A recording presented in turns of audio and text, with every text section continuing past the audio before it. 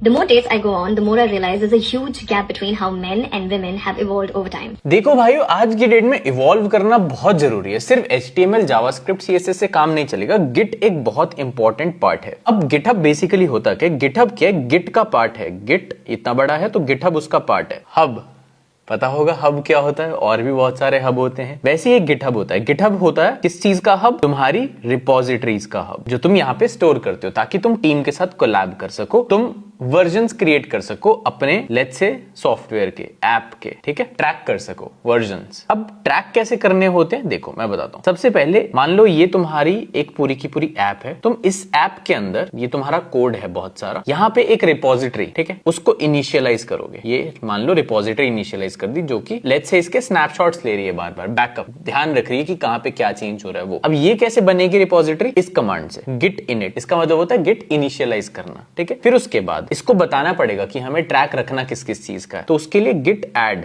Dot लगाया, मतलब जितने भी बॉक्सेस दिख रहे हैं, जितना भी कोड दिख रहा है सबका। Otherwise if I want something specific, let's say सिर्फ ये फर्स्ट f.html है, ठीक है, अगर सिर्फ इसका चाहिए तो गिट ऐड f.html कर दूंगा डॉट की जगह। ओके, डॉट मतलब सारा, जितने भी ये कोड है ना, जितना भी सबका। उसके बाद गिट कमिट। कमिट मतलब हाँ मैंने ऐड कर दिया कि हाँ इसको ट्रैक करना है। कमिट मतलब कर दो। डैश m यानी कि कमिट के साथ एक मैसेज भी देना, ताकि बाद में अगर पढ़ूं तो मुझे पता रहे कि हाँ मैंने ये चीज ऐड की थी। बेसिकली एक नोट ऐड कर दिया, ठीक है, कमिट करने के साथ। m मतलब मैसेज। क्या मैसेज दिया? इनिट, कुछ भी दे सकते हो, योर विश। आगे देखेंगे दूसरा मैसेज। अब क्या होता है इसमें ना, मल्टीपल ब्रांचेस होती हैं। लेट्स से टीम काम कर रही है, ये हमारा कोड बेस है, ठीक है। यहां से हमने दो ब्रांचेस खोल ली, एक ऊपर वाला बंदा जो इस फीचर पे काम कर रहा है, एक नीचे वाला बंदा जो इस फीचर पे काम कर रहा है। लेटर ऑन हम इन दोनों को जोड़ देते हैं, मर्ज कर देते हैं और फिर से वापस एक सिंगल कोड बेस बना देते हैं। लेकिन इसका फायदा क्या हुआ? दो अलग अलग बंदे without interfering with each other काम कर पाए, ब्रांचेस। तो उसके लिए क्या है? Git branch. स्टार्ट हम मेन से करते हैं, ठीक है। तो ये वाला जो पार्ट है, जब तुम फर्स्ट रिपोजिटरी बनाओगे गिटहब पे जाके, वहां तुम्हें ये पूरा मिल जाएगा कोड। ये तो कॉपी पेस्ट ही करना है, बट समझाता हूँ है क्या ये। उसके बाद एक रिमोट, जैसे एक टीवी का रिमोट होता है वैसे ही रिमोट कनेक्शन बनाना है हमें URL के साथ, क्योंकि ये सारा डेटा ऑनलाइन पड़ा है, ठीक है। ओरिजिन बताना है कहाँ पे। उसके बाद पुश, धक्का लगाना है कहाँ पे? मेन पे। ब्रांच का नाम है मेन। उसके बाद अलग अलग ब्रांचेस पे काम करना है, तो अलग से अपनी ब्रांच पे काम कर लो। चेकआउट, B मतलब ब्रांच और ये ब्रांच का नाम, ठीक है, क्योंकि किसी नाम से रेफर करोगे उसे। फिर उसके बाद बस काम वाम कर लिया। उसके बाद ट्रैक किसको करना है? कमिट कर दिया। ये देखो अब मैसेज चेंज कर दिया। मैसेज मैंने क्या डाला है कि मैं किस फीचर पे काम कर रहा था, क्या फीचर अपडेट मारा है मैंने, क्या चेंजेस किए मैंने, ताकि कल को कोड फटे। चालाक नहीं बन सकोगे तुम, फिर कंपनी वाले तभी ले ऑफ करेंगे ना, तुम्हारा पता चलेगा ना ये गधा ही काम कर रहा था इस फीचर पे।